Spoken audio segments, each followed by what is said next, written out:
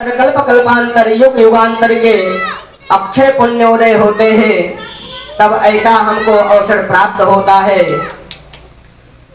भाग्योदयेन बहुजन्म समर्जितेन सतसंगमं चलवते पुरुषो यदा वै। लेकिन जब तक भगवान की कृपा नहीं होती है तब तक हमको यह अवसर प्राप्त होने वाला नहीं है। बड़ी सुंदर महिमा आज नारद जी महाराज ने भागवत की गा रहे हैं और भक्ति मैया नृत्य कर रही है।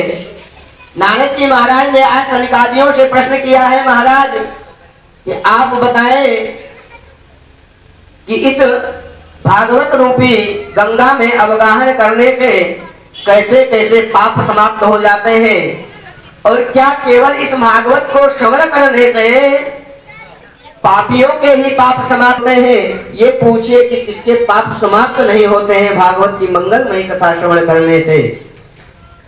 सनकादि कहते हैं, महाराज ये मानवाः पाप कृतस्तु सर्वदा सदा दुराचार रताभिमानगाः क्रोधाग्निदग्धा कुटिलश्च कामिना सप्ताह यज्ञेन कलौ पुनन्ते। इस भगवान की मंगलमयी कथा जो सप्ताह पर्यंत श्रवण करते हैं, जो मानव ये मानवाः पाप कृतस्तु सर्वदा, जो जीवन भर पाप ही पाप करते हैं उनके वो भी तर जाते हैं। सदा दुराचार रताभिमानगाः, सदा दुराचार ही करते रहते हैं, गौ का अपमान करते रहते हैं, ब्राह्मण का अपमान करते रहते हैं। क्रोधाग्निदग्धा कुटिलश्च कामिना, जिनके अंदर सारे दुर्गुण भरे हुए हैं, सप्ताह यज्ञेन कलौ पुनन्ते। भगवान की मंगलमयी कथा श्रवण करने से उनकी भी मुक्ति हो जाती है। ऐसी ये भागवत कथा है जिसको श्रवण करने से समस्त पाप संताप समाप्त हो जाते हैं।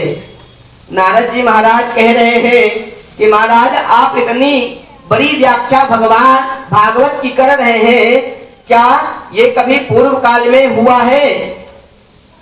सनकादि कहते हैं कि हाँ, पहले भी ऐसा कृत्य हुआ है कि भागवत की मंगलमयी कथा श्रवण करने के से समस्त पाप समाप्त हुए हैं। आपने व्याख्यान सुना होगा गोकर्ण और धुंधकारी का। धुंधकारी जो ऐसा है जो जीवन भर पाप ही पाप करता है।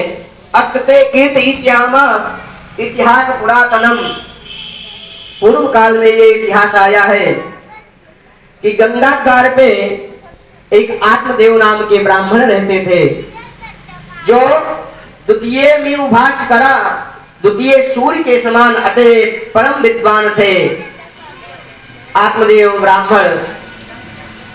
लेकिन लोक वार्ता रता क्रूरा पायसो बहुजल पिता सूरा चा गृह कृत्येषु कृपणा कलह प्रिया।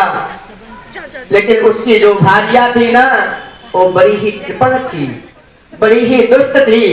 वो जब तक पड़ोसी से या कहीं दूसरे से झगड़ा न कर ले तब तक उसका भोजन पचने वाला नहीं था, इतनी दुष्ट थी वो। लेकिन आत्मदेव ब्राह्मण जो थे ना, वो परम विद्वान थे। उस दुष्ट दुराचारी के साथ में भी अपना जीवन यापन बड़ी मस्ती से कर रहे थे। लेकिन होता क्या है, वो आज एक दुख से दुखी है। उनके पास धन वैभव की कोई कमी नहीं है, विद्वता की कोई कमी नहीं है, समाज की कोई कमी नहीं है, केवल कमी है तो केवल एक पुत्र की। आज उनके कोई संतान नहीं है। कथम रोदस विप्रात्वम काते चिंतावली यसी वददं सत्वरम मह्यम शिष्य दुःखस्य कारणम।